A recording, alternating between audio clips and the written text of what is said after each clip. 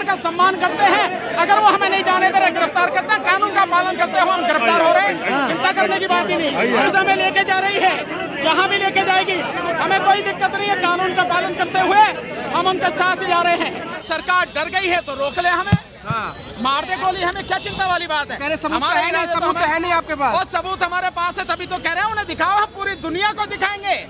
सरेआम हैक करके दिखाएंगे किस तरह से तुम उसकी प्रोग्रामिंग करते हो, सेटिंग करते हो, इस पूरी दुनिया को दिखाएंगे हम। देश में 50 जगह हम करके दिखाएंगे। दिक्कत क्या है, डर किस बात का? दोनों हमें जो 150 हम मांग रहे हैं, ईवीएम वीवीपैट और जो आपकी जो कंट्रोलिंग मशीन है, दोनों हमें।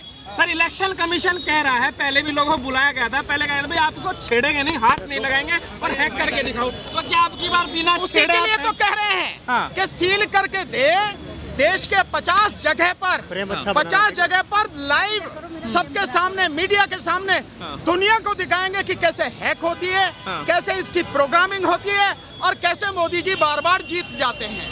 दिखाएंगे ना दुनिया को। सर, कुछ इलेक्शन कमिश्नर ये कह रहे हैं कि जो जब इलेक्शन होता है तो उसमें बहुत सारे लोग होते हैं, तो सबको मैनेज करना आसान नहीं है। अगर एक दो बूथ, अगर किसी एक आदमी को मैनेज करना हो तो आसान बात है, लेकिन जब देश का चुनाव होता है तो इतनी बड़ी बॉडी होती है, उसको मैनेज नहीं किया जा सकता।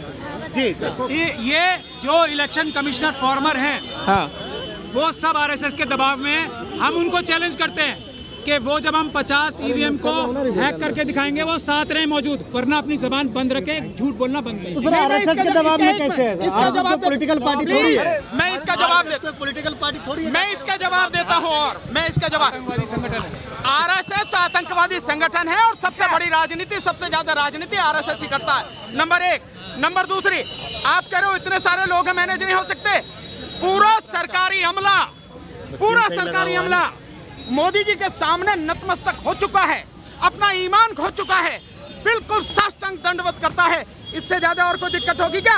ईडी के लोग, सीबीआई के लोग, इनकम टैक्स के लोग, ये पुलिस वाले सारे लोग क्या कर रहे हैं? ये सब लोग ये उनके सामने नतमस्तक है। आप कह रहे हो मैनेज नहीं होता? कौन कौन मैनेज नहीं होता? हर कोई मैनेज होता। अगर एक भी व्यक्ति ईमानदार होता, एक भी संस्था ईमानदार होती तो वो निष्पक्ष चुनाव कराती। इलेक्शन कमीशन निष्पक्ष होता तो स्वतंत्र, पारदर्शी और निष्पक्ष चुनाव कराए ना। लेकिन सवाल ये है सर, एक मिनट, सवाल लीजिएगा। सवाल ये है कि जो बड़ी पॉलिटिकल पार्टी है वो विरोध क्यों नहीं कर रहे? ना तो कभी नीतीश कुमार को देखा, ना राहुल गांधी को देखा, ना मायावती को देखा। अरे इस देश की जनता से बड़ा कोई होता है क्या? इस देश की जनता सबसे बड़ी है, सबसे पहले है, सबसे ऊपर है। इससे बड़ा कोई विपक्ष नहीं है। और बावजूद उसके आप कह रहे हैं कि बड़ी पॉलिटिकल पार्टियां नहीं कहती। इंडिया गठबंधन में जितनी भी 28 पार्टियां हैं, उन्होंने इलेक्शन कमीशन को लेटर लिखा नहीं लिखा कि जो वीवीपैट है, उस वीवीपैट में जो पर्ची है, वो पर्ची आप वोटर को दो और उसको उसमें डालने दो एक बॉक्स में, और उनकी 100% यानी 100% उसकी पर्ची की गिनती कराओ, क्योंकि वोट वही है।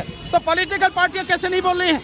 बोल रही हैं पॉलिटिकल पार्टियां। और यही नहीं, सिविल सोसाइटी के लोग बोल रहे हैं। सिविल सोसाइटी के लोग, आपको मालूम है सिविल सोसाइटी ने जो बनाई है, एक कमीशन बनाया, citizen commission on election report EVM और वीवीपैट पे, उन्होंने 11 पेज की रिपोर्ट बनाई है, जिसमें सुप्रीम कोर्ट के रिटायर्ड जज जस्टिस मदन बी लोकुर उसके अध्यक्ष रहे हैं। और उसमें सुप्रीम कोर्ट के जजेस, हाई कोर्ट के रिटायर्ड जजेस, IAS officer, IPS officer, professors, ये आईआईटी एक्सपर्ट लोग हैं, उनकी पूरी रिपोर्ट है। निकाल के पढ़ो ना, उसमें नेट पे हासिल है। उन सब ने 6,500 लोगों ने साइन करके इलेक्शन कमीशन को दी है। इलेक्शन कमीशन को लोगों को भी बुलाया, एक आदमी इलेक्शन कमीशन से आया, बाकी कोई नहीं आया। और वो रिपोर्ट जो है उस पे संज्ञान लेने को तैयार नहीं है इलेक्शन कमीशन। सिटीजन कमीशन के जो लोग हैं, जो सिविल सोसाइटी के लोग हैं, उनसे मिलने को तैयार नहीं है। तो जो सिविल सोसाइटी के लोग हैं, जो आम जनता है, जो पॉलिटिकल पार्टियां हैं, सभी इस आवाज को उठा रही हैं, लेकिन इलेक्शन कमीशन बड़ी हठधर्मिता पर अड़ा हुआ है। एक मिनट में ये और आपको बता दूं, आज का जो ये हालात नजर आ रहे हैं, इससे हमें ऐसा लग रहा है कि इलेक्शन कमीशन को भी मोदी जी ने और अमित शाह साहब ने कहीं बंदी तो नहीं बना रखा। वो हो सकता है मिलना चाह रहे हो इंडिया गठबंधन के लोगों से भी, वो हो सकता है सिविल सोसाइटी के जो अभी सिटीजन कमीशन जो बनी है मदन बी लोकुर साहब के सामने जो एक रिपोर्ट आई है, उनसे भी मिलना चाह रहे हो।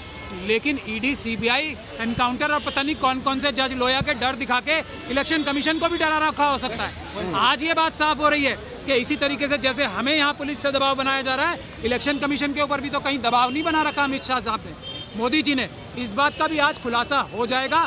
इलेक्शन कमीशन को भी अगर दबाव में है तो आज़ाद कराना उसको देश की जनता का काम है।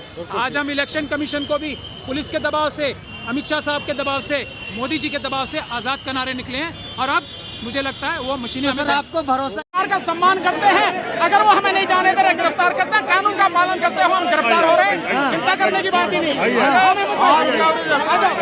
फिलहाल जो है वो वकील भानु प्रताप, एडवोकेट भानु प्रताप को भी यहाँ से जो है वो डिटेन किया जा रहा है और एक एक करके, क्योंकि पुलिस ने चाक चौबंद इंतजाम और भारी जो है तादरा मात्रा में पुलिस को जो है वो तमाम जो फिलहाल देखिए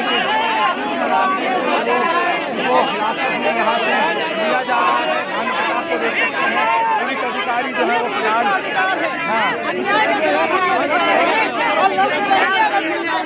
कुछ ही कदमों की दूरी पर आप लोगों को रोक दिया गया है।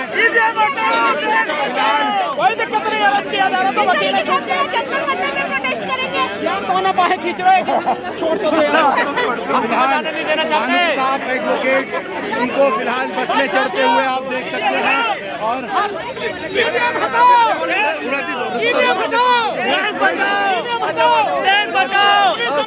भाई रास्ता दो, हम जा रहे हैं।